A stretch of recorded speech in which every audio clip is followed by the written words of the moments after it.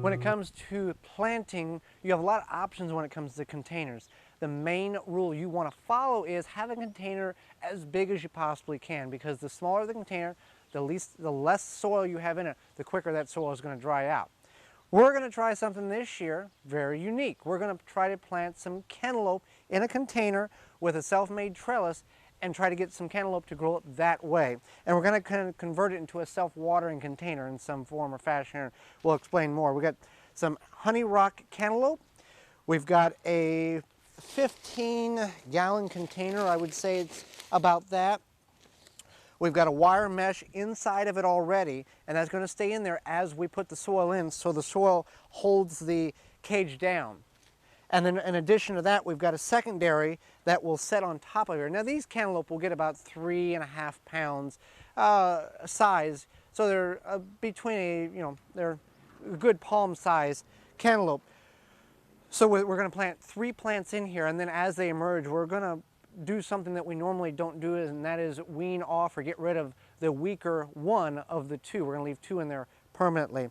And we're going to see what we can do and try to get some cantaloupe in a container. So first we need to fill it up. We have at the bottom, cantaloupe is a heavy feeder. So in the bottom we've got about 3 cups of used coffee grounds we got from a local coffee shop. We've been doing that regularly now throughout the summer months and adding it to not only these containers and also to the raised beds. So I'm going to take some certified leaf compost from Sue's. I'm going to fill the container up. Okay, so that fill the container up. We're going to gently shake it to settle it. And I'm okay with the way that's sitting there. That took a little less than 2 cubic feet of soil, and whatever else has fell on the ground, that's only going to help the soil nutrients level. Okay, so now I'm going to take 3 seeds. What I'm actually going to do is put 4 in there just to make sure we get 2 solid seeds. And I'm just going to quarter them off, one, kind of turn the circle into a square.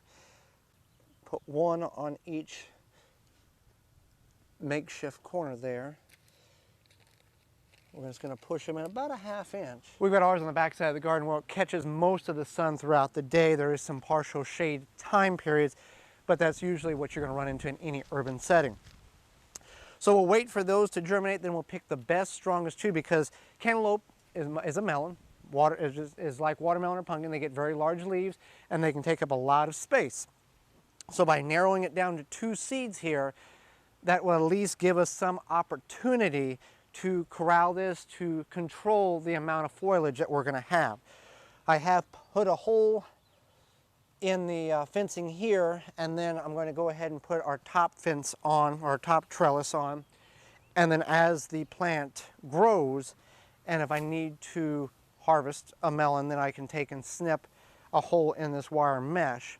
Now this is approximately getting close to 6 foot tall, and then obviously it's going to grow out of the top and come down. We're just kind of let it do its thing.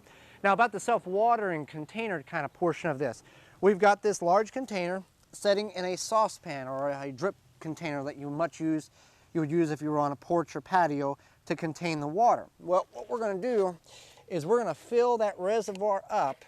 First thing we want to do is get it about as level as we possibly can. Eyeballing it looks somewhat okay.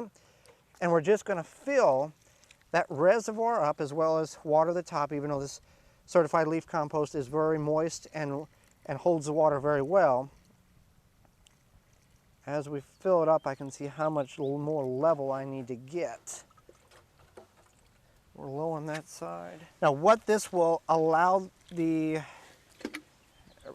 what this will allow to happen is as the soil dries out, it will wick the water up into the soil and the roots will actually grow towards the moisture as well. So it'll work as a self-watering container, and this will work great if you're in a very warm or very hot climate.